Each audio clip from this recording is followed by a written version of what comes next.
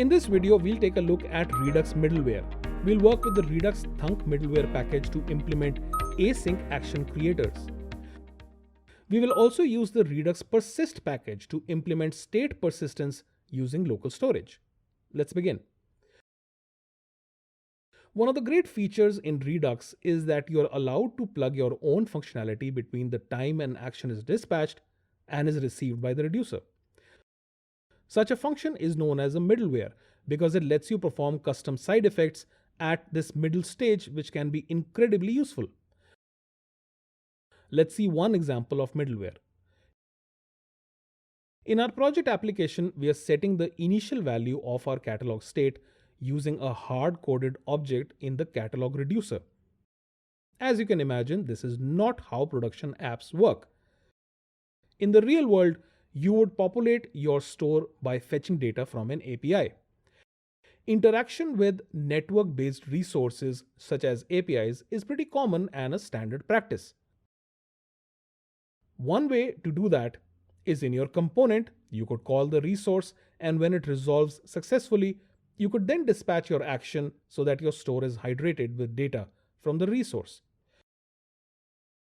While this would work, the trouble with this approach is that this decouples and scatters functionality across your application because you're polluting your component with data fetching logic that should ideally reside somewhere in Redux because you're using Redux to delegate your data management.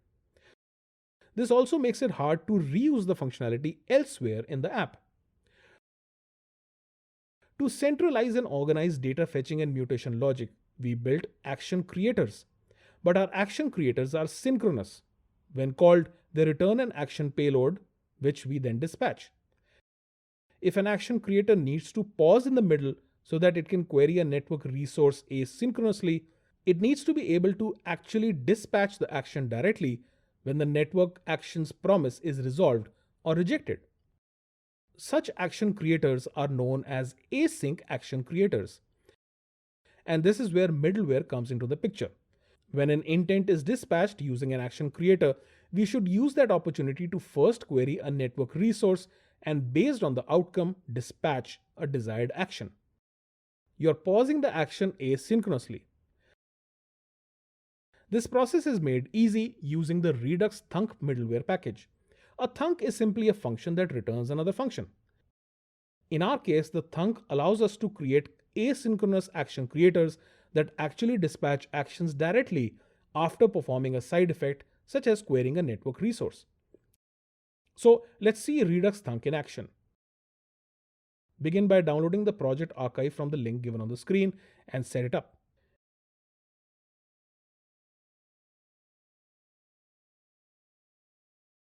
We had hard-coded our initial state for the catalog in the catalog reducer file. In this version of the project, we have a catalog service that offers a function to fetch an array of departments and another one for fetching products. These return a promise, so this simulates a condition where you would be querying an external service to fetch data. This service file here is merely for portability, so you don't have to set up and run a server for this example. In a nutshell, we need the promise to resolve before we can populate our store. So when the app loads up, we could populate our Redux store with the data fetched from this service, or in the real world from a network resource such as an API. I will thus go into my catalog actions file and I'll export an action called initCatalog, which simply returns an action of type initialize_catalog with the departments and products arrays.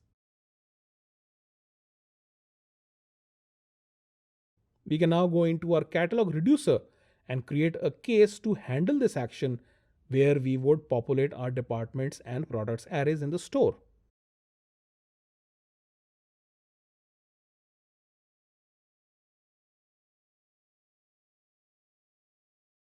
All we need to do now is fetch data from an external service in our action before we dispatch an action instead of synchronously returning the action payload. Before going ahead, I'll take a moment to empty my arrays in the initial state. We no longer need hard-coded data here. Remember, we should still initialize the state structure to prevent errors due to absence of properties that your components are trying to consume. Next, I'll install the Redux Thunk package using npm.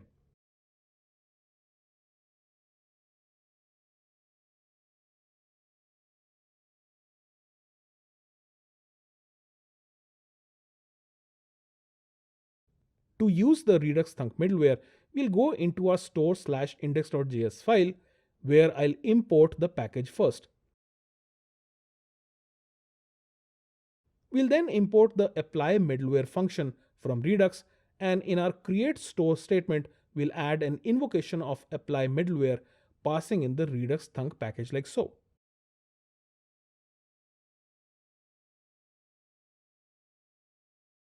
I'll now go back to my catalog actions.js file where I'll import the get departments and get products service functions first.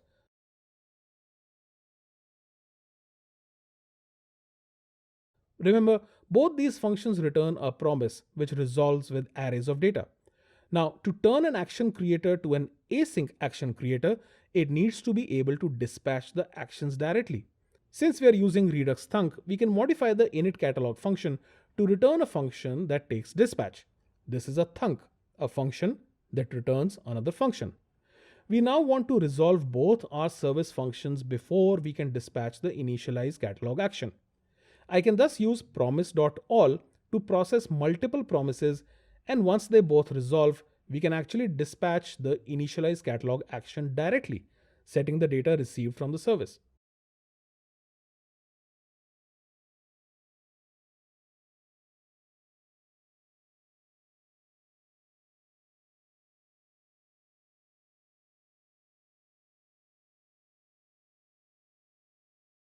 And if the functions fail, we'll dispatch an empty state.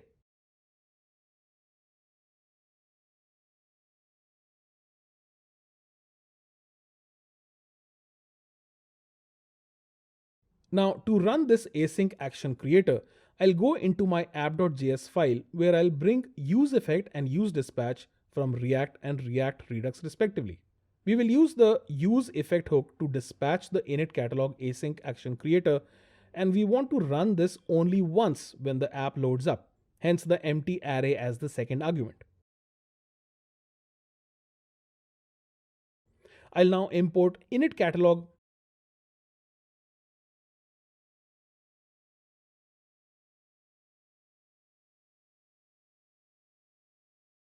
and we'll dispatch it like so.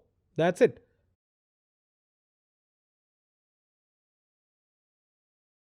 You can now see a ton of department filter buttons and lots of products in the catalog since they are being fetched from an external source.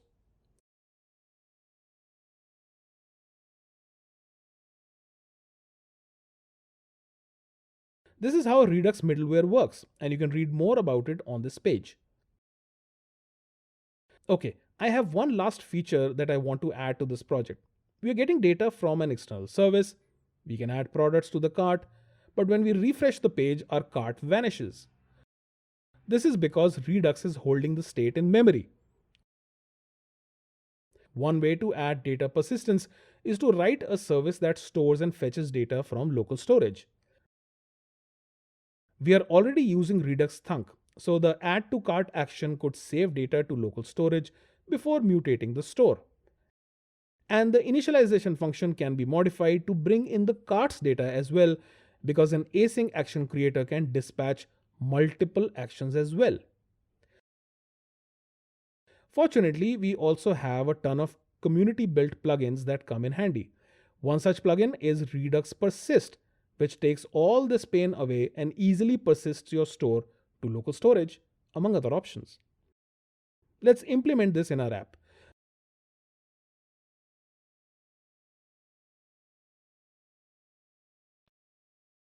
I'll begin by installing Redux Persist using npm. Then we'll go into our store/index.js file. Here we'll import the persist store and persist reducer functions from the Redux Persist library.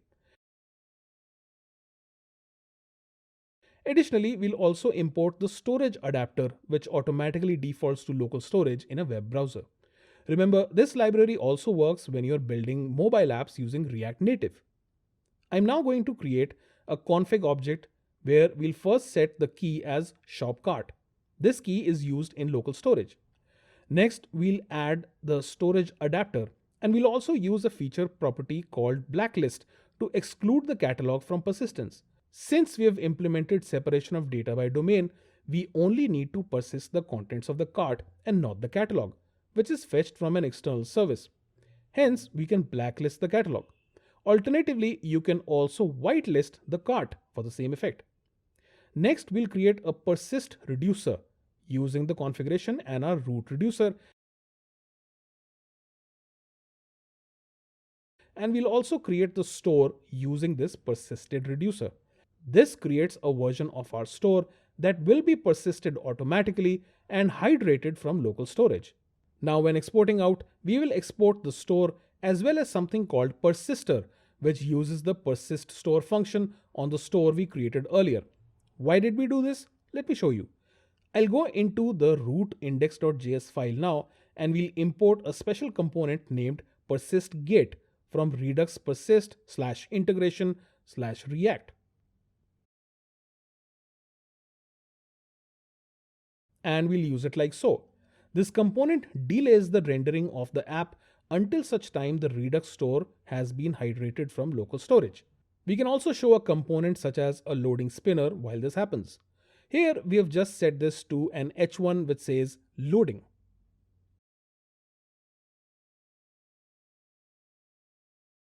That's it. We have completed our application. Let's test it. I'll add a few things, and now when I refresh the page, the cart persists and stays intact.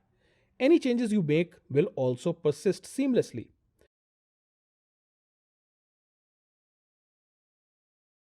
The community has built a ton of solutions for Redux which can be plugged in directly. You can visit this page for links to these solutions. Overall, Redux is a fantastic solution and a very highly capable container for your application's state. You can read more about Redux, advanced use cases, and the API on its official website.